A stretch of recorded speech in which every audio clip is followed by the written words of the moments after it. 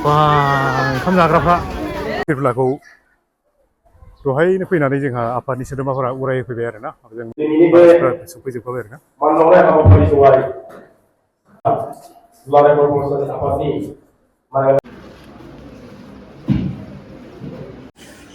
खुलुमबाय नोंथांमोनखौ आंनि मोनसे गोदान भिडिअ बयखौबो मोनसे बरायहरबाय गिबियाव आं मोनसे माबा खालामग्रोसै आरोना दिनै माने 18 मे बर' बिजों सान नालाय गिबियावनो बुंग्रोसै आङो बर' बिजों थांनानै थाथों बर' राव गेवलांथों जै बर' हारिनि जै बेजों लोगोसे जोंहा दिनै नैबे नोलोबारि गोजौसिन फरायसालियाव मोनसे प्रग्राम लादों जोंहा डिस्ट्रिक्ट बर' फरायसा आफाद आरो आनसलिक बर' फरायसा आफादा माने थांनाय मेट्रिक परिखायाव जायफोर फरायसाफ्रा माने टप 10 डिस्ट्रिक्टनि गेजेराव जाय माने फरायसाफ्रा डिस्ट्रिक्टनि गेजेराव टप 10 जायगा आवग्रिनो हादों बेखौ बरायनायनि मोनसे हाबाफारि लादों आरोना बेखौनो आं नोंथांमोननो देखायनो होननानै फैनाय जाबाय ओमफ्राय प्रग्रामा 12टा बाजियाव 11टायावनो होनदोंमोन आरो ओमफ्राय एसे लेट जाबाय 12टा बाजिनिफ्राय सुरु जागोन आरोना बेखौ नोंथांमोना आं एसे देखायलांबाय थानोसै नोंथांमोनाबो नायलांदो सोर मोनदों ओमफ्राय जोंहा ओरै सिमान जनाय डिस्ट्रिक्ट नालाय सिमान जनायनिफ्राय आलासि माखासे फैबावनांगौ दंमोन फैयाखै थ' एसे फैबाय थासिगोन आं नोंथांमोननो देखायलांबाय थानोसै स्कुलाव एसे फरायसाफ्रा एसे जायगा फोसाबदों आरोना बेखौ एसे देखायलांसै ओमफ्राय नोलोबारिनि जिथुनाखि बाउन्डारि एसे परिबेसखौ एसे देखायलांसै आरोना नोंथांमोनहाबो नायलांबाय थादो थ' बिदिब्ला गोबाव खालामलाङो बुथियाल' नैबे जाहैबाय नोलोबारि गोजौसिन फरायसालि आरोना जों गोदो बेयावनो फरायोमोन जों फरायबा माने बे स्कुला गैयामोन ओरै नैबे स्कुला मोनसे दंमोन ओमफ्राय नैबे गेजेरनिया गैयामोन आरोना नैबे मोनसेल' दंमोन ओमफ्राय अफिसा बैमोन नैबे गोदानै बानायनाय बै अडिट'रियामाबो गोदानै बानायनाय जानिबो फरायसाफ्रा माने जायगा सिबगासिनो दं साफा खालामगासिनो दं आरोना जोंहा गाहाय फोरोंगिरिया नैबेनो आं दा सोंसिगोन आरोना बायदिना दा सोंथ'ला ओमफ्राय ओरै दिनै सनिबार नालाय क्लासा 12टासिम जायो 12टा जानो एसे टाइम दंबावो आरोना ओमफ्राय जोबथ'वाखै नैबिथिं गोदो नैबेल'मोन आरोना स्कुला ओमफ्राय नैबे गैयामोन नैबेल' दंमोन आरोना ओमफ्राय बिनि उनावबो मोनसे स्कुल दं बेखौ एसे देखायनोसै आरोना क्लास सोलिगासिनो दङ नैबेनिफ्राय एकदम ओरैजाय बेयावबो क्लास लायो ओमफ्राय नैबे जाहैबाय लाइब्रेरि बे लाइब्रेरिखौ जोंनि थांनाय माबायाव गल्डेन जुबलि मोनसे जादोंमोन दै बेवहाय बारग' फरायसाफ्रा माने बेखौ बानायनानै होदों नैबे नुहुरनाया लाइन नाम गोजा आरोना बेयाव जाय माने बेयाव डनार होदों बिसोरनि नाम गोजा बेयाव माने क्लास सोलिगासिनो दं नालाय दायो आं देखायथ'ला दा गासैखौबो जोंनि मिटिङाव देखायनोसै आरोना ओमफ्राय जोंहा दिनै बर' बिजों सान नालाय माने फिरफिला एसे दिखांदों आरोना बेखौ आं एसे देखायनोसै नैबेयावनो देखायदों नैबेयाव स्कुलनि मोनसे पारमानेन्ट दंखायो आरोना बेयाव लगायनाय जादों एसे मोजाङै देखायनोसै बेखौ माने बर' राव थांनानै थाथों बर' राव गेवलांथों बे हिसाबै नैबे फिरफिलाखौ दहायनो फैनानै जोंहा आफादनि सोद्रोमाफोरा उरायहोफैबाय आरोना जों मोनफैबाय थास्लाबाखिसै जायखिजाया आं उरायखांब्लाबो खनसे देखायबाय आरोना जिथुनिखि हाबा बेबो मोनसे हाबाफारिमोन नालाय आं देखायनाय जाबाय आरोना बेनो ओरैजाय क्लास सोलिगासिनो दङ जोंना आफादनि सोद्रोमाफ्राबो मोनफैबाय आरोना फ्राय मोनफैजोब्बायानो ओमफ्राय ओरैजाय जोंहा जिल्लानि माखासे बिबानगिरिफोर दङ बिसोर मोनफैयाखै दसे नेथ'लायदो आरोना ओमफ्राय नै बहुद समायना मोनसे बिबार दं आरोना नैबे बिफांखौ नुयोब्ला आं गोसोखांदों गोदो जों माने क्लास 10आव थायोब्ला बे बिफाङा गायनायमोन आरोना ओरैबायदि गिदिर जाबाय दायो ओमफ्राय ओरैबायदि समायना बिबार बारबाय दानि गथ'फ्रा मिथिनाय नङा आरोना बे बिफाङा जोंनि समाव गायनायमोन माने ओरै फांसे दंबावोमोन बिराद समायनामोन बे गैला आरोना ओमफ्राय नैबे फांसेल'सो इयो ओमफ्राय नैबे फांसे दं आरोना बिराद बरिया जाना दं आं एसे माबाखौ अडिट'रियामखौ देखायनोसै माबायदि जगार जादों माबाया मोनफैथ'वाखै नालाय आलासिफ्रा मोनफैजोबाखै मोनफैनो दंबावो बेखौबो माबायदि लाहार फाहार खालामदों देखायनोसै आं नोंथांमोननो नायदों जोंहा दिनै प्रग्रामनि बे माबाया बेनो आरोना बेनारा ओमफ्राय नैबेबायदि बानायबाय आलासिफ्रा माखासे दंफैयोसै ओमफ्राय जाय फरायसाफ्रा माने स्कुलनि क्लासा जोबथ'वाखै नालाय फैथ'वाखै आरोना दसे थाना फैसिगोन जोंहा माइ सिट जाजोब्बाय नै माने दानि जुगाव स्कुलाव ओरैबायदि मोनसे मोजां परिबेस आरोना ओंखाम जायालासिनो फैबाबो माने ओंखाम मोनजाफैयो नै आं एसे देखायनोसै बिसोरखौ ओंखाम जानाय थोरसि लादों आरो थांदों आरोना কি খাব তহঁতে ভাত এইটো দালিটো কাৰ ইয়াৰে আছে না ক'তবা ঘৰৰ পৰা আনে नै मा रानदों ओंखाम रानदों नै सेंग्राफोर थोरसिया नोंसोर लाबोखानाय नामा नङा इयाव मोनखायो ओंखाम उखैबायना उखैबाय ए मा ओंख्रिलै मा ओंख्रि कि सबजि दालि ओमफ्राय बिलाहि बिलाहिल' ओमफ्राय बेदर होआखै हो बेदर होआखै बिनांगौब्रा नै संग्राफ्रा তাহলে কেনা খারে পুরি বিলাক কেইজন আছে 4 জন কি সবজি বনাইছে দালি কেইজন খাব মানুহবিলাক এনে কেইজন খাব বহুত খাব না नै दावरावथार बा ओंखाम जाग्राफ्रा बिथिं लायो ओमफ्राय नै बिथिं जायो आरो ना जाग्राया नै बिथिंजाय नै बिथिं जाग्रा आरो ना ओइ हिर' सं কি খাইছে কি সবজি ৰঙালাও এই মানে মাংস দিয়া নাই খুজিব লাগে খান্দিব লাগে নিদিলে তেতিয়াহে দিব नै थोरसि आरो ना नैबो थोरसिखौ लानांगौ ओमफ्राय लानानै ओंखामा ओरै आजावनायमोन खोमा बिसोरो माने बारस'नानै ओरै गिनानै दर फुंनो फैबाय आरो ना माने गथ' मानसिफोरथ' नेनो हाया एसेखौनो एसे जाग्राया बिसोर मोनसे एकदम बिराद मोजां मोनसे एक्सपिरियेन्स आरो ना ओंखाम जानायाबो हस्टेलाव गोदोनि बायदि लाइन फाथिलायनाय मोनसे माबा आरो ना नायलाय नै बिसोर जाहैबाय हारसा मिडियामनि स्टुडेन्ट गथ'फोर आरो ना माने प्रग्रामा अलरेडि बर'फोरनिसो नालाय बर' फरायसाफोरनि टप 10 सेलेक्ट माबा बरायनाय नालाय बिसोर हारसा मिडियामनि गथ'फोर नालाय थांबाय आरो बिसोर थायाबाबो जायो मानो होनबा दिनै शनिबारबो नालाय 12टा बाजियावनो स्कुल गयो बिसोर थांबाय आरो ओंखायनो 12टा बाजि जाबाय नालाय ओमफ्राय बे 12टा बाजि जानानै जोंनि प्रग्रामा सुरु जासिगोन गथ'फ्रा अलरेडि थांखाजोब्बाय अडिट'रियामाव दंहैखाजोबसै दा ओंखाम जागासिनो दं गथ'फ्रा ओरैबायदि लाइन फाथिगासिनो बे समाव जोंनि दिनैनि हाबाफारियाव नुजाफैनाय गासैबो रायजोफोरानो मोनसे देखायनोसै आरो ना गुबुन गुबुन आफादनिफ्राय नुजाफैनाय मानसिफ्रा सफैजोबखाबाय आरो ना ओमफ्राय जोंहा बड'लेण्ड दुलाराय साहित्य सभानिफ्राय जोंहा सारमोनाबो नुजाफैजोब्बाय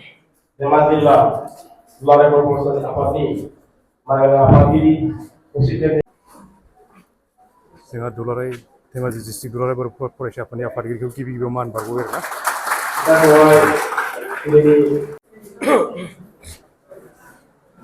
मेट्रिक आनजाद होनानै जाय फरायसुला फरायसुलि फंबाय बिनानावमोना जोंनि जिल्लानि बिथोरावनो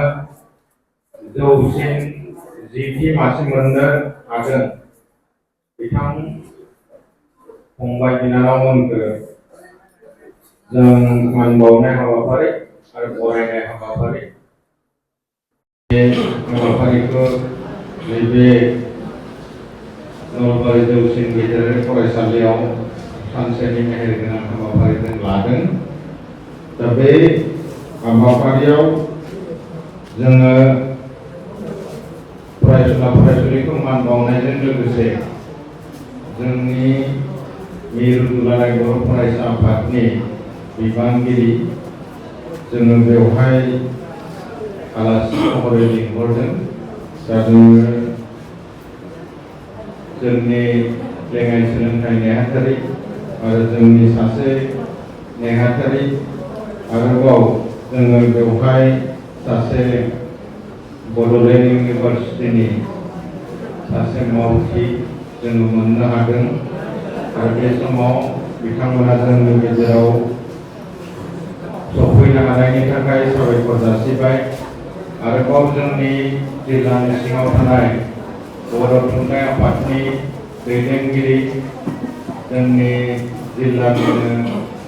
खौसेथि बर' सुबुं आफादनि मानगोनां आफादगिरिजों लोगोसे जोंनि जि दुलाराय बर' फरायसा आफादनि मोनफ्रोमबो बोसोरावनो मेट्रिक आनजादनि उथ्रिनाय साबसिन फरायसुला फरायसुलिफोरखौ मान बावनाय आरो बरायनाय बे हाबाफारिखौ जों लाबाय थायो बे हिसाबै नै बे बोसोर बिथांमोना बोरै सम आरो गावनि सोलोंथाइ लानायाव गोसो होनांगोन बेनि सायाव बुंथि लाखिगोन दा बेनि सिगांनो जिहेतु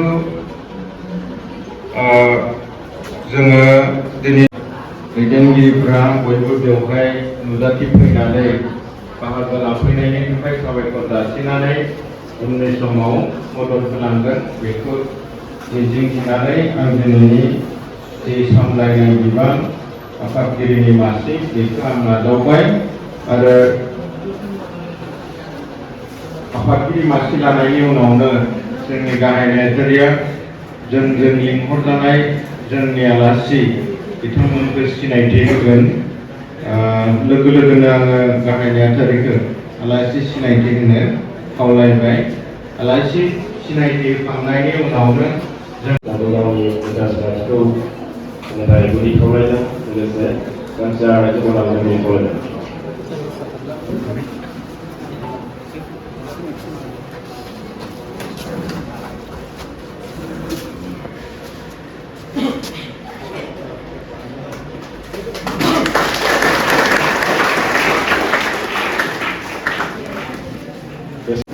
Saya mengundang orang yang lebih boleh baik.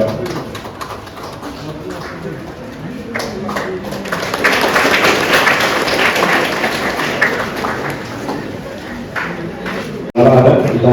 mulai kembali.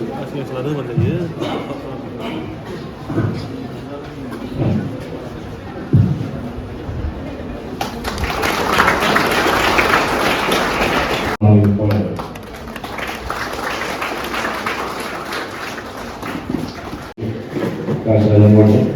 orang di sekolah.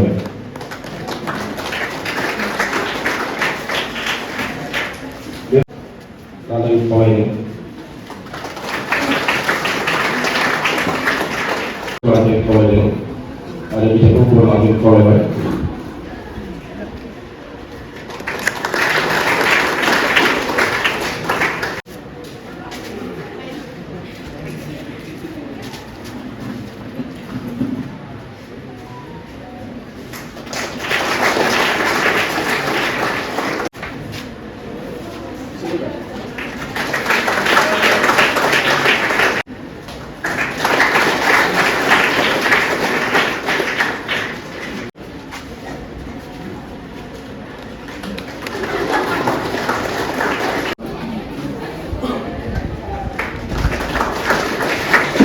Dewan Jila Provinsi Papua Lengan Pagi Siluang Sumber Sabun Universitas Nasional di Koleba. Gubernur Papua Ajaran Pagi Lengan Pagi Produksi Diwali Universitas Nasional di Koleba.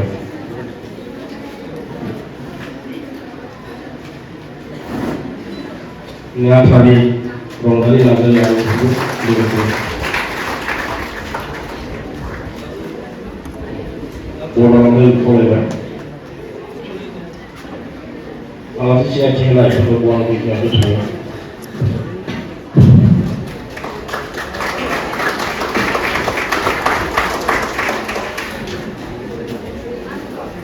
Apapun itu,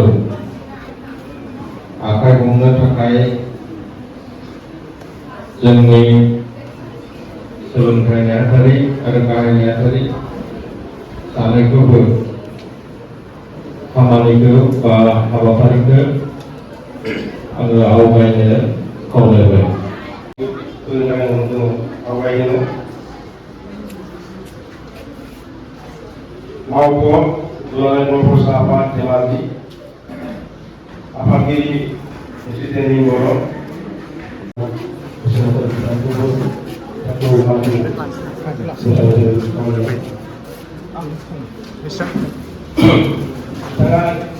बिथाङानो जोंनि धेमाजि जिल्लानि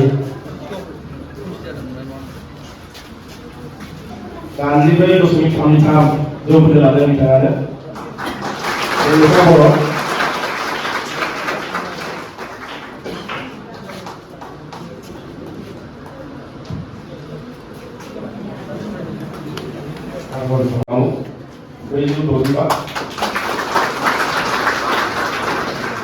Opin Bono bisa dan isi dan hitam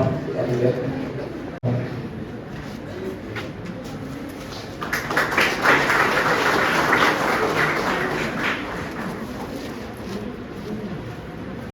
Cibola Musmotari,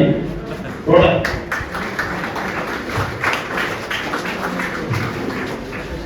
दा ज' बानायनि गुबै जाहोनावनो बिथाङा धेमाजि जिल्लानि सिङावहाय सानै माबाया पल पजिसन लानानै सानैबो नाम्बार 88 बिथांमोना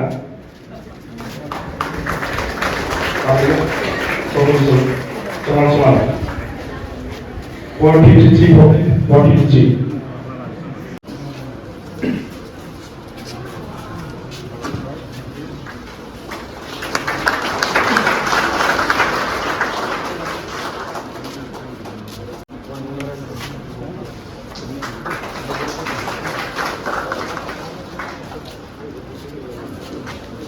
Roti Master Wilangai.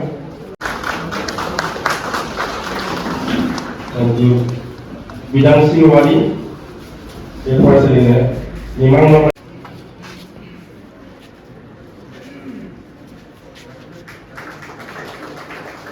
Thank you. Dan Cimas masih usahane pada ini.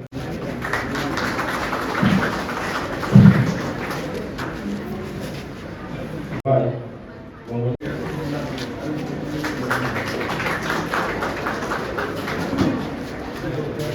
Ini berapa?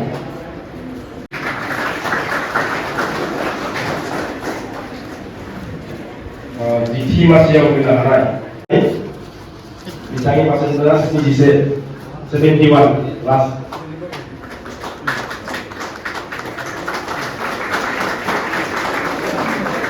Tetapi mungkin proses semakin lama. देग्लाय धेमाजि डिस्ट्रिक्टनिफ्राय बर' बिजोङाव माने आवगायलांनाय फंबाय बिनानावमोनानो बिसोरो आरोना बारा मोजां नङा आरोना बाहेरायाव मोजां देखायफैगोन आरोना जौसाङाव जिरायनाय गासैबो माननि आलासि सारनो खेबसेयैनो बयनिसिमबो मानखौ बावबाय बे समाव नैबे मान बिलाइखौ प्रग्रामा डाबल नालाय नैबे जायगायाव गगामुनिल' आरोना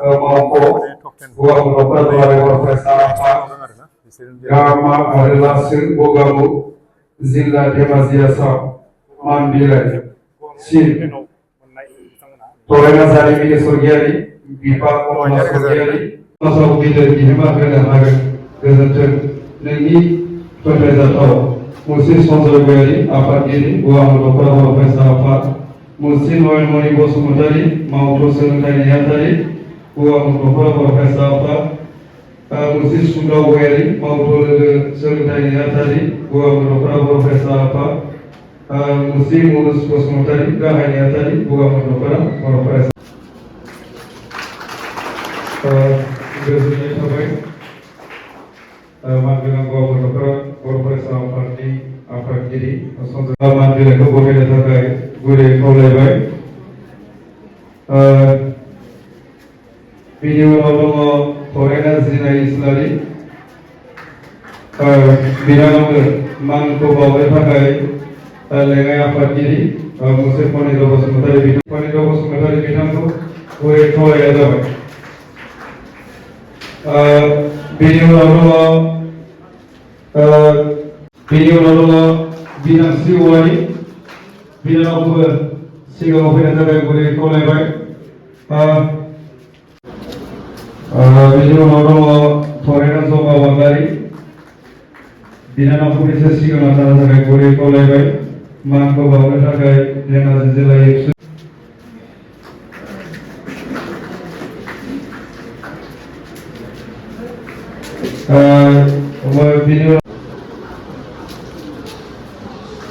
बिनि उनाव दङ अर्जुन बसुमतारि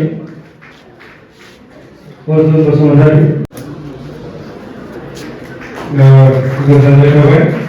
बे समाव गोजोन महरि फनवारि फंबायखौबो सिगाङाव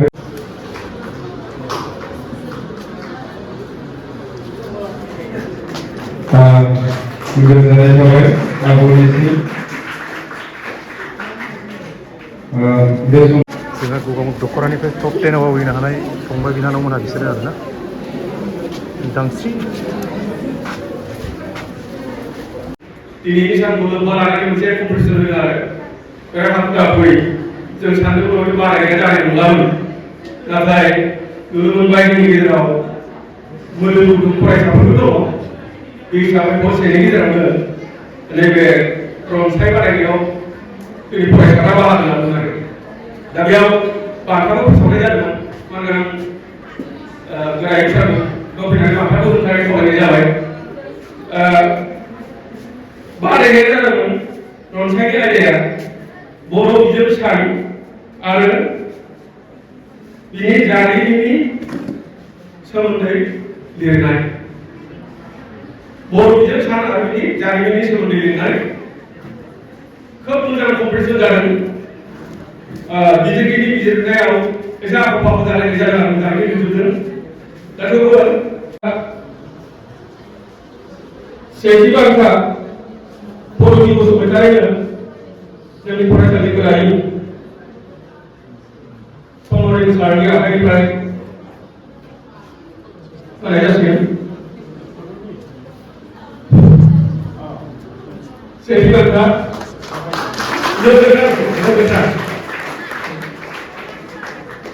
नैथि बान्था मोनदों सनिया दैमारि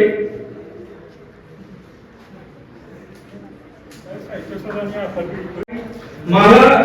एरियायाव थानाय प्रेसिडेन्सियेल फरायसाफोरनि गेजेराव दा बिनि आरो थामथि बान्था मोनदों रिश्मा मुसाहारि क्लास 9 निफ्राय नाम्बार लाखिनो हायो बेखौ हास्थायबाय सानदों आरो आं गावखौनो खाफाल गोनां होनना सानदों दा जियानो जा दा दिनै जिहेतु जे मोनसे थांखिखौ लानानै फरायसा नोंथांमोनखौ बरायदों नङा होमबा दा माखासे दिनै 9, 10 आव दङ माखासेया दिनै बरायजाबाय माखासेया बरायजायाखै नाथाय जों फरायसा हिसाबै मा खालामगोन नेक्स्ट टाइम बेखौ दिनै बरायजानाय फरायसाफोरा साननो नांगोन दा 9, 10 आव थानाय फरायसाफोरा फैबाय थानाय समाव मा खालामगोन बेखौ दिनै समनिफ्रायनो साननो नांगोन दा गाव हिसाबै जुदि सानाब्ला बेखौ गुबुना सानना होनाय नङा दा बेखौ सासे फरायसाया गाव हिसाबै साननांगोन जे आं फैबाय थानाय समाव मा खालामनो नागिरदों आं फैबाय थानाय समाव बबे लामाजों थांनो नागिरदों बेखौ साफ्रोमबो फरायसाफोरा गावबा गावनो सानना होनांगोन बिनि थाखाय सोरनिबा बिमाया सोरनिबा बिफाया सोरनिबा बिदा बिब'आ बेनि थाखाय सानना होनो सम गैया आरो हायाबो नोंसोर मिथिगौ नों बबे लामाजों थाङोब्ला पारफेक्ट जागोन बेस्ट जागोन बेखौ बेखायनो साफ्रोमबो फरायसा लोगो नोंथांमोना थि खालामना लानो नांगोन दा दिनै जोंनि थासारिया बारा थिग नङा दा दिनै बर' बिजोंनि रिजाल्टआबो बारा मोजां नङा आरो बेजों लोगोसे गोबां दृष्टिनि रिजाल्टआ थिग नङा दा थांनाय बोसोर जोंहा 3521 जन बर' बिजों साननि गेजेरजों बांद्राय बाथ्रा बुंनो नागिराखै जिहेतु दिनै एसे एजेन्डाया आलादा जिहेतु मेट्रिक आनजाद पास जानायफोरखौ बरायदों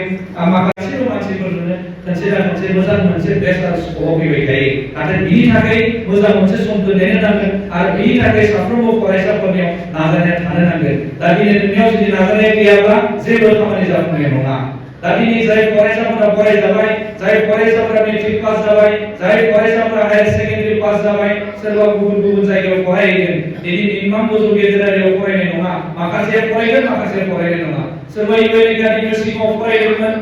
गगामुखि इउएन एकाडेमियाव नाथाय बियो दा गुबुन जायगायाव फरायहैगोन दा बे गुबुन जायगायाव थाङोब्ला नोंनि लोगोफोरा आलादा जागोन आं थांनाय बोसोराव बे बाथ्राखौ बुंदों मानोना सिटुएसना एखेयानो जाबाय थायो बेखायनो माखासे लेक्साराबो एखेयानो जाबाय थानांगौ जायो नाथाय जोंनि गेजेराव बेफोर बाथ्राखौ रिपिट खालामबाय थायाबा जानाय नङा आं दाखालि जिखिनि फरायसालियाव थांनो मोनदों आं बेखिनि बाथ्राखौ खावलायबोबाय थादों जे जोंनि फरायसाफोरनि जिथु लोगो सायख'नाया थिग जानांगौ होनना बुंदों मोटिभेटर फ्रेन्ड लानो नांगौ होनना बुंदों जाय लोगोआ नोंखौ मटिभेट खालामनो हागोन बेबायदि लोगोखौसो नों लानो नांगौ होनना बुंदों जाय लोगोआ नोंखौ मटिभेट खालामनो हाया बेबायदि लोगोजों नोङो लोगो जाफानो लाब गैया दा दिनै आं नायबाय थादों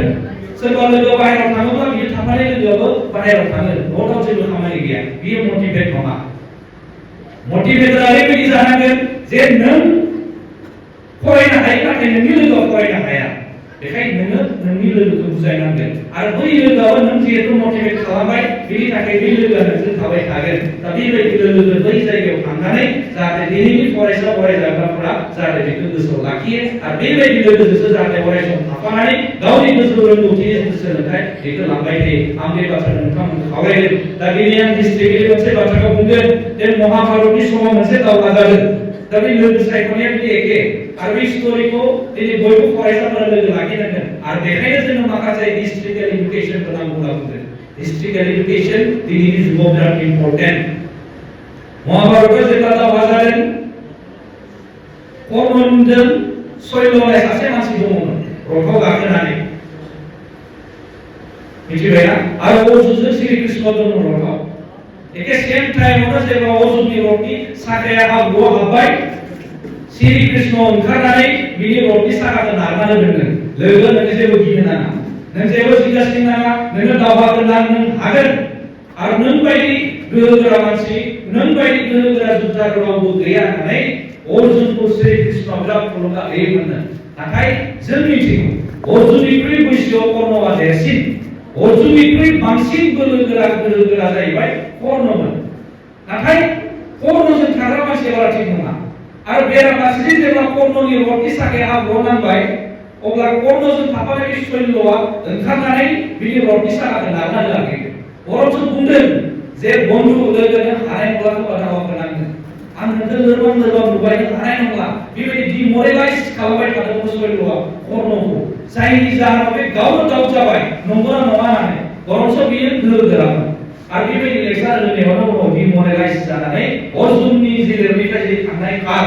बेयो थांनानै जेराव नांबाय आरो बेनो जाहोन जायनि कारनाव कर्णआ बांसिन गोहोगोरा बांसिन बैसोआव देरसिनब्लाबो अर्जुननि आखायाव थैनो गोनां जानाय आं बे स्ट'रिखौ मानो खावलायो दा हिस्ट्रियाव जि जादों दिनै बेखायनो जादों हिस्ट्रिकेल एजुकेशन इज भेरि इम्पर्टेन्ट फर नाउएडेज स्टुडेन्ट दिनैनि फरायसाफोरनि थाखाय बे सोलोंथाया जोंनो बिराद गोनांथि आं बेखायनो बे मोनसे स्टेन्डार्डखौ बोना लाबोना नोंथांमोननो आं खावलायो जे सानफ्रोमबो मोनफ्रोमबो लामा हान्थिनायाव जाहाथे नोंथांमोननि लोगो सायख'नाया थिग जानो नांगोन लोगो मोजां मोनोबा मोजां जागोन दिनै फरायगोन गाबोन फरायगोनाबो जानो हागौ मानोना नोंनि फ्रेन्ड सेलेक्सना थिग जानो नांगोन आरो डेफिनेटलि बेनो जाबाय थादों जोंनि थासारियाव दिनै गोबां फरायसाफोरा सोरबा लोगोनि थाखाय गेजेर गोबां फरायसाफोरखौ सोरबा लोगोआ बुथारदों बे थासारिया जोंनाव गुलाय गुजाय जाबाय थादों गाव हिसाबै कनफिडेन्टआ दङ नाथाय माब्लाबा नोंनि कनफिडेन्टखौ गावनि सायाव जि मोनसे गोख्रों फोथायनाय दङ बेखौ ल' खालामनो नागिरबाय थायो बिनि थाखाय जे स्टुडेन्टआ नोंथांमोनखौ खावलायदों जे मोनफ्रोमबो लामा हान्थिनायाव जाहाथे सांग्रां थायो आं बे बाथ्राखौ नोंथांमोनखौ खावलायबाय आरो दिनैनि जुगा आर्टिफिशियेल जुग दिनैनि जुगा आर्टिफिशियेल इन्टेलिजेन्स होनना बुंदों दिनैनि रोंगौथिया आर्टिफिशियेल जाजोब्बाय दा बे आर्टिफिशियेल इन्टेलिजेन्सनि जि मोनसे एरा जुग बेयाव नों सासे मानसि हिसाबै सासे लाइमोन हिसाबै सासे फरायसा हिसाबै स्ट्रागल खालामनांगोन नों बोरै थांना थागोन दा दिनै माबा मोनसे खामानि मावनांगौबा मेसिन ओंखारो जों मानसिखौ दरखारानो गैया दिनै जुदि दुब्लियाव फोथाराव जुदि माइ आबाद खालामनांगौ हाखौ जुदि एवनांगौ बिनि थाखाय जा मेसिन ओंखारबाय जों मानसिनि गोनांथियानो गैया दा नों बे आर्टिफिशियेल इन्टेलिजेन्सखौ बोरै दावगानांगोन बेयो जोंनि थाखाय दिनैनि दिनाव साफ्रोमबो फरायसाफोरनि थाखाय मोनसे चेलेन्जेस जानानै फैदों लाखि आं बिनि थाखाय नोंथांमोनखौ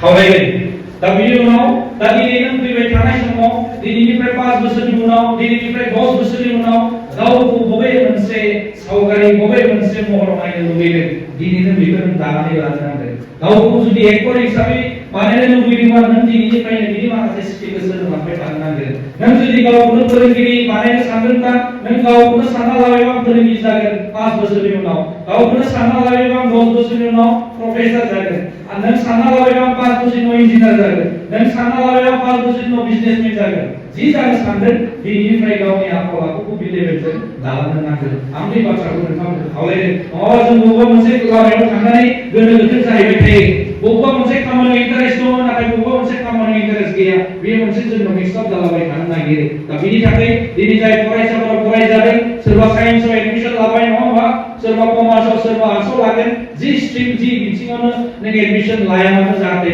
गावनि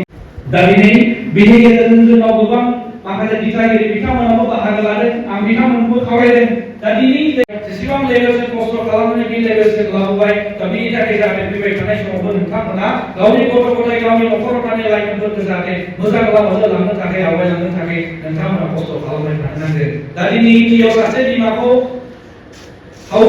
mother of thousands होनना बुङो thousands children सिजुताय सासे आइजो दङमोन जाय आइजोआ उन्दै बैसोआवनो हाबा जानानै मोनसे समाव डेलिभारि टाइमावनो बियो हौवाजों अयथासार खालामनानै हेंथा हरजादों नाथाय बियो बिराद साहसि बे आइजोआ मानसि जि जायगायाव सावो ससान घाटाव थानानै बियो बै जायगायाव रुटि माबा माबि हैनायखौ जाहोनानै गाव गथ'खौ फेदेरबोनाय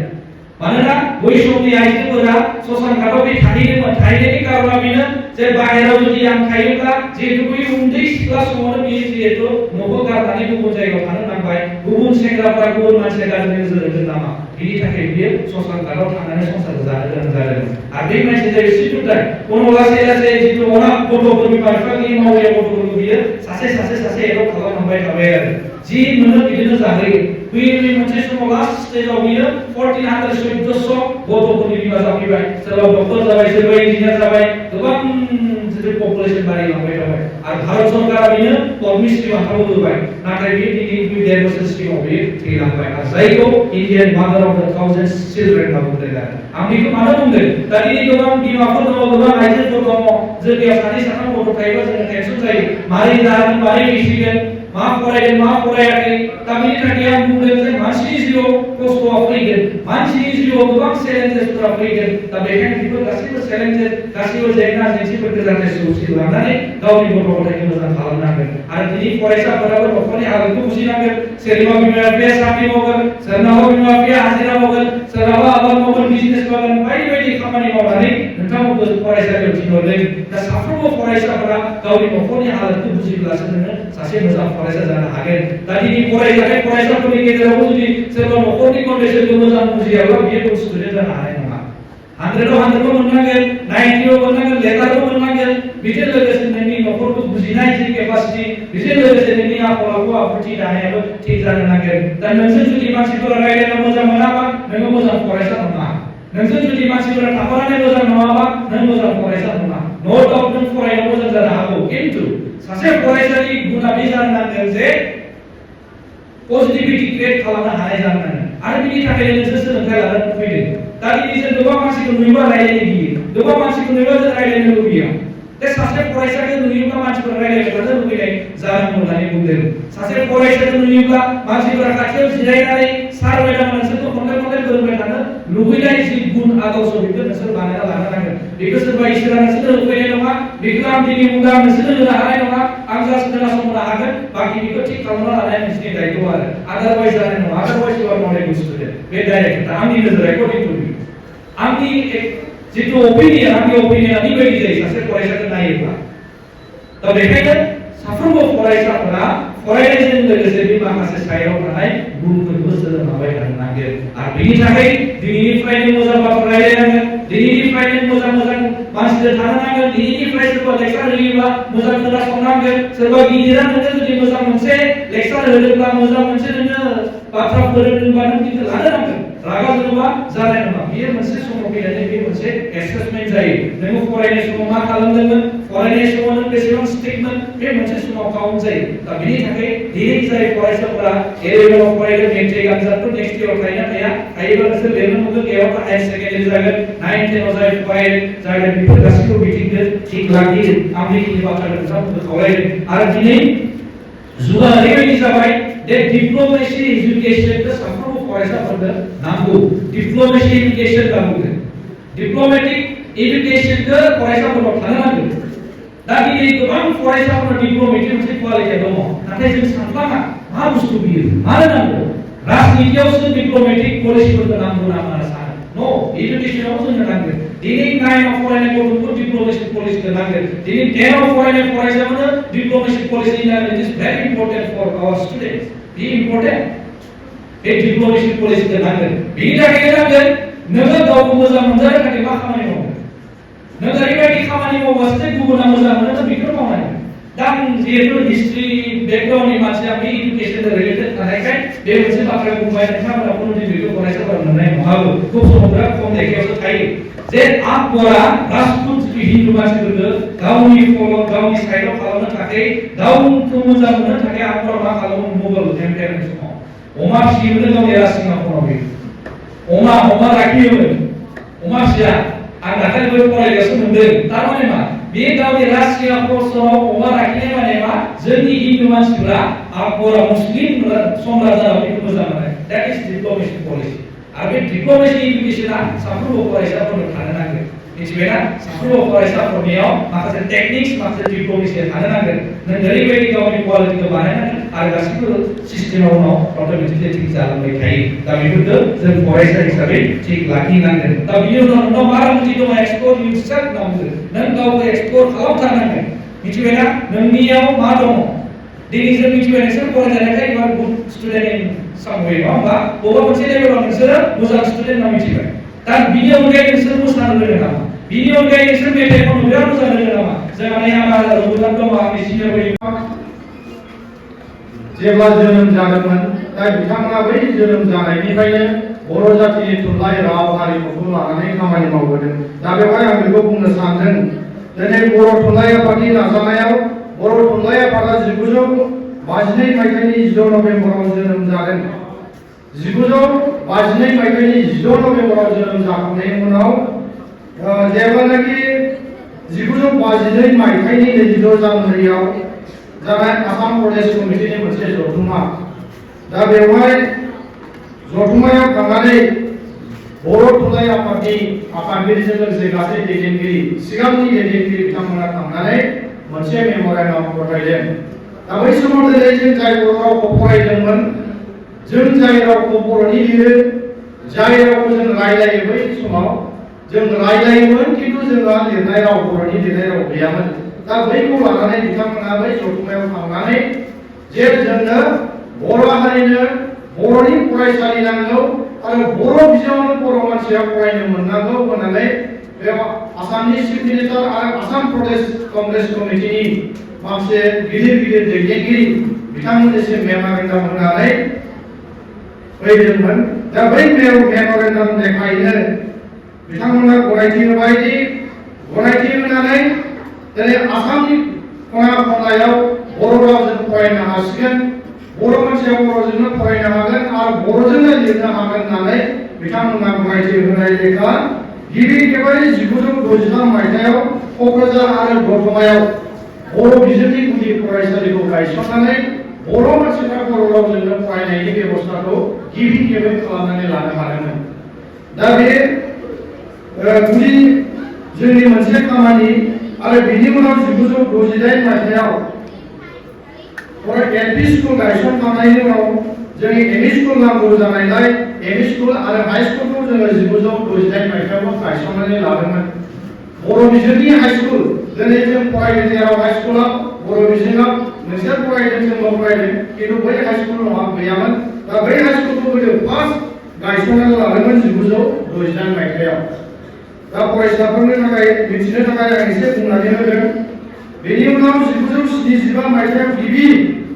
फार्स्ट टाइमनि थाखाय मेट्रिक आनजाद लिरनाय मेट्रिक आनजाद होजेनदोंमोन बर' बिजों फरायनानै बर' मिडियामजों फरायनानै फार्स्ट गिबि खेबनि थाखाय मेट्रिक आनजादखौ लिरनो हादोंमोन जायो दा बेनि उनाव 1970 मायथाइयाव बर' एमआइएलखौ फरायनो गुवाहाटी इउनिभारसिटियाव मोनो दा गुवाहाटी इउनिभारसिटिनि सिङाव थानाय जेसेबां कलेजफोर बेयाव बर' आयदाखौ लानानै जों फरायनो मोननाय जादों आरो बेनि उनाव 1952 मायथाइयाव डिब्रुगड़ इउनिभारसिटियावबो बर' एमआइएलखौ फरायनो मोननाय बै सुबिदाखौ जों मोननो हादों आरो फरायनो मोनदों बेनि उनाव जोङो 1992 मायथाइयाव एमआइएलआव बर'आव एमए फरायनो मोनदों एमए फरायनो हानाय मोनो बाबा आंनो आइफन नांगौ दाना बिफाया गोसोआव नुनो हायो एक सेकेन्डबो नाङा बेनो मा आइफन लेटेस्ट मडेलनि आइफन बिथाङा बायना होनो हायो बिलियन बिलियन थाखा बिसिनाव दङ दा बिथाङा होआखै मानो होआखै दिनै आंसो खस्थ' खालामदों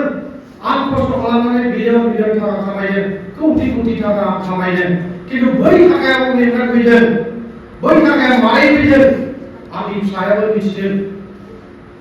आंनि फिसायाबो बोरैखौ मिथिदों जे थाखाखौ बोरै खामायो खस्थ' बोरै खालामो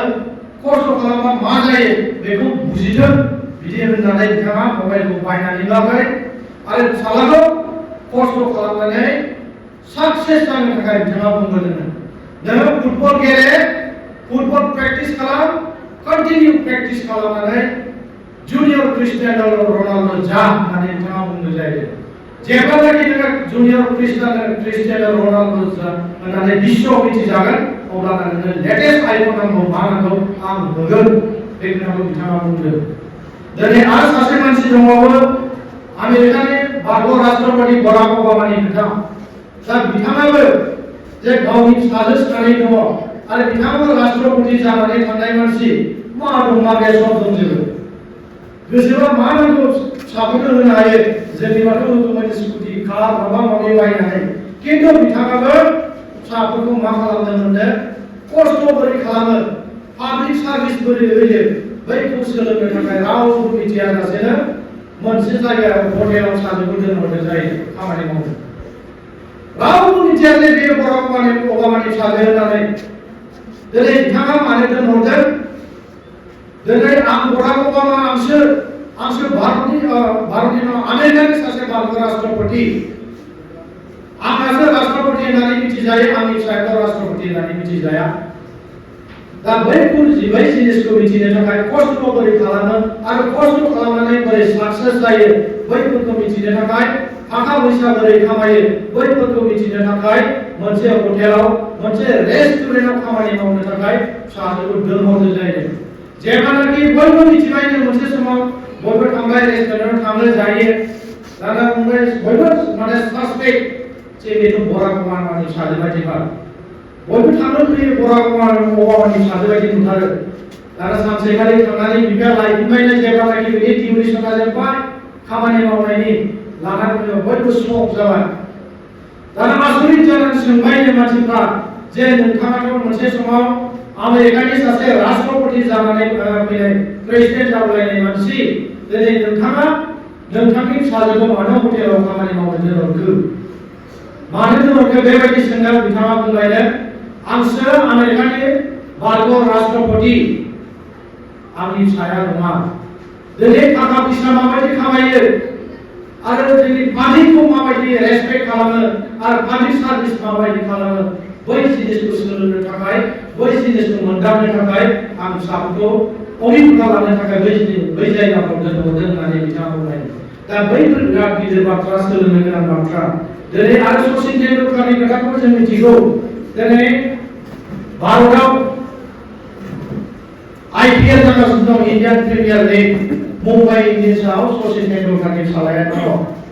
मुम्बाइ इन्डियान्स टीमाव मैया गेलेदों मैया लास्ट खेल बिसिनि मैयासो गेलेनो चान्स होदों दिनै सचिन तेन्डुलकारा बुंनाय जे आंनि फिसाला अर्जुन तेन्डुलकारा मुम्बाइ इन्डियान्स टीमाव दं आं मेन्टर आंनि फिसालाखौ गेलेहोनांगौ बेबायदि बुंबानो बयबो गेलेयोमोन खिन्थु बिथाङा बुङाखै मानो बुङाखै दिनै आंनि फिसालाया गेलेनायनि गेजेरजों गावनि बलिं खालामनायनि गेजेरजों बेटिं खालामनायनि गेजेरजों अर्जुन तेन्डुलकार होननानै मिथिजागोन खस्थ' खालामनानै मिथिजागोन बेखौ बिथाङाबो लुबैदों आरो सचिन तेन्डुलकारनि मुङावनो मानो फिसालाया मिथिजानो गाव हारसिंनो मिथिजागोन दा बै खोथाखौ बिथाङाबो बुंदों दा बेनिखायनो दिनै बिथांनि फिसालाखौ गाव कुटि दिनै भारत रत्न बिथाङा बान्था मोनलायनाय सासे सुबुं दा बिथांबायदि मानसिया गावनि फिसालाखौ मोनसे माने मा होनो फ्रेन्चाइज क्लाबाव गेलेनो थाखाय 20 लाखआव बायजागोन आरो अपसनाव 20 लाखआव फिसालाया कोटि थाखानि मालिक सचिन तेन्डुलकारा मानो 20 लाखआव फिसालाया गेलेनो थाखाय टिमखौ फिसालाखौ खोथाया जेबो गैया खस्थ' खालामनानै गाव खस्थ' खालामनानै साक्सेस जानांगौ मानो बिमा बिफानि सायाव जानो गावबो खस्थ' खालामनानै उपार्जन खालामनानै खस्थ' बोरै खालामो थाखा फैसा बोरै खामायो आरो इज्जत मान सन्मानखौ बोरै मोनो दा बैफोरखौ मिथिदों होननानै बिथाङाबो फिसालाखौ दिनैसिमबो बुङाखै जे आंनि फिसालाखौ बयबो एरायनानै थाङो गारि फैयो गारि एरायनानै थाङो बाइक सालायनायनो बाइकआबो एरायनानै थाङो रावबो खारा खिन्थु बयबो बखिलाङोल' एथ' गिदिर अन्थाइ गोलैनानै थांबाय अन्थाइ गोलैनानै दं लामा गेजेराव न' खाथिनि मानसिफ्रा रावबो नुवा नामा बै मानसिफ्रा रावबो बुखारनो गोसो गैया माबायदि मानसि बिसोरलाय दा बैबायदि बायदिसिना होननानै बयबो बखिल' थाङो जायो बयबो बिदिनो गारि सालायनानै थाङो साइकेल सालायनानै थाङो एराय थांजोबो खिन्थु सासे मानसि फैयो सासे मानसिया फैनानै बे अन्थाइखौ नुफैबायनो हाब एथ' गिदिर अन्थाइ लामायाव गोलैनानै दङ बेजों गारि सौग्रावफैब्लाथ' सोरबा एक्सिडेन्ट जानानै थैगोन सोरबा बायगा सौदावलाबायनानै गोलैफैगोन आथिं आखाइ बायगोन बैबायदि साननानै बिथाङा बे अन्थाइखौ लासै लासै नारै नारै हाखराव ज्राव नाख्लायहरनाय जायो दा आरो बै हाखराव नाख्लायहरबा बैयाव मोनसे लेखा लिरनाय दंनो इउ आर दा रियेल हिर' होननानै लिरनाय दं जायो नोङो गुबै मावथि आरो नों समाजनि सासे गुबै मावथि होननानै बै लेखायाव लिरनाय दं जायो दा बेनिखायनो आं बेखौ खोन्थानायनि खारना बेनो दिनै जों जेंनाखौ नुयोब्ला जों एरायनानै थांग्रा जानाङा आसुनानैल' बुंग्रा जानाङा जे जों जेंनाखौ नुयोब्ला बैजों मोगा मोगि जानानै बै जेंनाखौ माबायदि सुस्रांनो हायो माबायदि फोजोबनो हायो बैनि समाधानखौ जों लानांगोन फरायसाफोरखौ जाहाथे बैफोरखौ सोलोंलांनो थाखाय समाजनि बिबानखौ लालांनो थाखाय आं बयखौबो खावलायबाय जोबथारनायाव फंसे खोथा जे जों मानसि हिसाबै बयहाबो गोबां खामानि मावनो थायो जोंहा बयबो गोबां खामानि मावनो दं बेखौनो लानानै आं मोनसे खोथाखौ गोसोखांबाय जेरै आमेरिकानि सासे एकदम मुंदांखा लिरगिरि खन्थाइ लिरगिरि बिथाङा लिरलांनाय जे आमेरिकानि खन्थाइ लिरगिरि रबार्ट फ्रस्टआ लिरलांनाय स्टपिं बाय वुड्स अन ए स्वे इभिनिंआव लास्टनि मोनसे लाइनखौल' आं बुंनो नागिरदों दा बेहाय नोंथांमोना फरायबा मोनगोन ओरैबायदि मोनसे मोजां खन्थाइ स्टपिं बाय वुड्स अन ए स्नोइ इभिनिं होननाय खन्थाइ रबार्ट फ्रस्टआ लिरलांनाय दा बैयाव मोनसे लास्टआव लिरलांनाय दङ and miles to go before I sleep and miles to go before I sleep उन्दुनायनि सिगां गोजान लामा हान्थिनांगौ दं उन्दुनायनि सिगां गोजान लामा हान्थिनांगौ दं उन्दुनाया माखौ होनदों जों बिसिनायाव उन्दुनानै थानायखौ बिथाङा होनाखै बिसिनायाव उन्दुनानै थानायखौ बिथाङा होनाखै जों थैनायखौ होनदों थैनि सिगां जों गोबां खामानि मावनो दङ दा बिथाङा बेखौ होनदों बेनिखायनो जोङो बुहुमाव थांनानै थासान्दियाव जेसेबांनाखि खामानि मावनो गोनां दं जिखि खामानि मावनो दङ बै खामानिखौ जों साक्सेस खालामनानै लाथारनांगोन बयबो मोजां मोनगोन आरो गोबां गियान मोनगोन आं फंबाय बिनानावखौ खावलायबाय जोबथारनायाव धेमाजि जिल्ला दुलाराय बर' फरायसा आफादा दिनै 19 मेजों लोब्बा लाखिनानै गुन गोनां फरायसाफोरनि बरायनाय हाबाफारियाव लिंहरनानै जि फंनैसो बुंनो थाखाय खाबु होबाय बिथांमोननिसिम साबायखर बावदों आरो गोबां दख'रा दुलाराय बर' फरायसा आफादनिसिमबो साबायखर बावदों आरो दाइसआव जिरायनाय जोंनि माहारियारि आफादनि गासै दैदेनगिरि बिथांमोननिसिमबो साबायखर बावबाय आरो जाय फरायसाफ्रा दिनै बरायजाबाय आर'नाइ सोजाबाय बिथांमोननिसिमबो आंनि गोसो गोरबोनिफ्राय साबायखर बावबाय उननि समाव बिथांमोनखौ आरोबाव जों बरायनो मोनबावथों आरो जोंनि धेमाजि जिल्लायाव सासे सुबुं सम्पद हिसाबै बिथांमोना जानानै फैथों आरो आफा अबंगसाया बिथांमोननिसिम बोर सारस्रिथों आं बेखिनिखौनो बुंनानै आंनि सुंद' बिबुंथिखौ बेखिनियावनो फोजोबबाय गोजोन्थों बे समाव जिल्ला आफादनि जानानै दुलाराय बर' फरायसा आफादनि सासे नेहाथारि गेदेर बड'सा ब्रह्म बिथांनिसिम साबायखर जासिबाय बेनिसिमबो जासिबाय गोबाव जाबाय हयथ' एसे बासिगोन जोंनि फरायसाफोराथ' फुंनिफ्रायनो दङ आरो सोरबा ट्रेनजोंबो थांफिनगोन होनना बेनिखायनो आं गोलाव खालामनो नागिरासै माने आं साबायखरसो बावनो नागिरबाय आरो जोंनि आगोलाव बुंथिलांनाय माखासे बिबुंथिगिरि बिथांमोना जाखिनि खोथाखौ बुंनांगौ बेखिनि खोथाखौथ' बुंखाबाय बेखौ जावलायनानै बुंबाय थायोब्लाबो बांद्रायल' खोनासंनो बायो होननाय बायदि जायो नङा होमबा गाज्रिया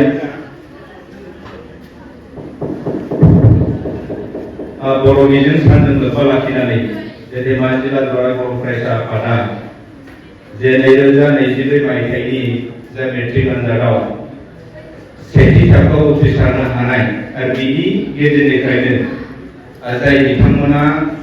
टप 10 आव उथ्रिसार जानो हादों जोंनि धेमाजि जिल्लानि सिङाव थानाय टप 10 आव पास जानो हानाय फरायसाफोरखौ बरायनाय जा हाबाफारि बे हाबाफारिखौ सामलायनाय जोंनि धेमाजि जिल्ला दुलाराय बर' फरायसा आफादनि मानजाथाव आफादगिरि बे हाबाफारियाव गाहाय आलासि महरै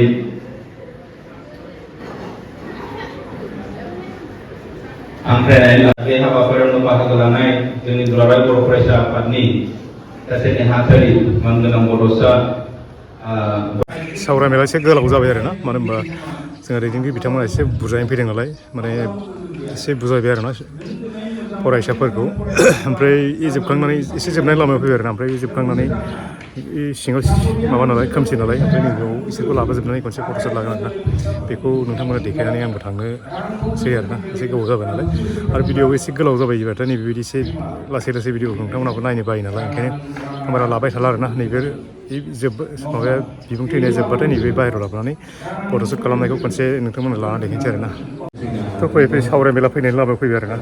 आफादगिरिया लास्ट बिबुंथि होबाय आरोना बेनो बिबुंथिनिफ्रायनो आफादखौ फोजोबसिगोन आरोना बिबुंथि होनायखौ एसे देखायनोसै ओमफ्राय बे जोबखांनायनि उनाव फट'सुट दं आरोना बे फट'सुटखौ एसे देखायनोसै नोंथांमोना एसे नायबावदो आरोना बानानैब्लाबो जोङो माबायदि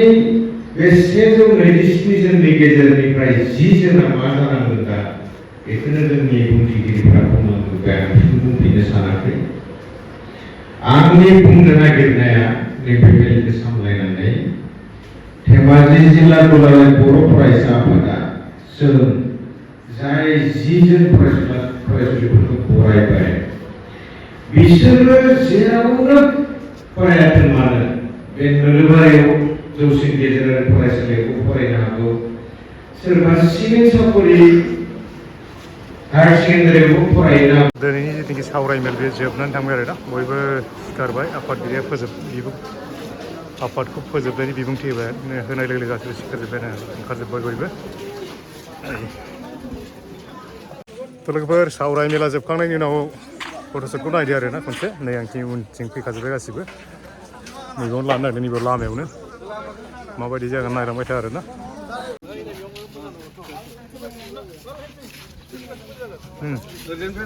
खोलानिफ्राय जाबायसै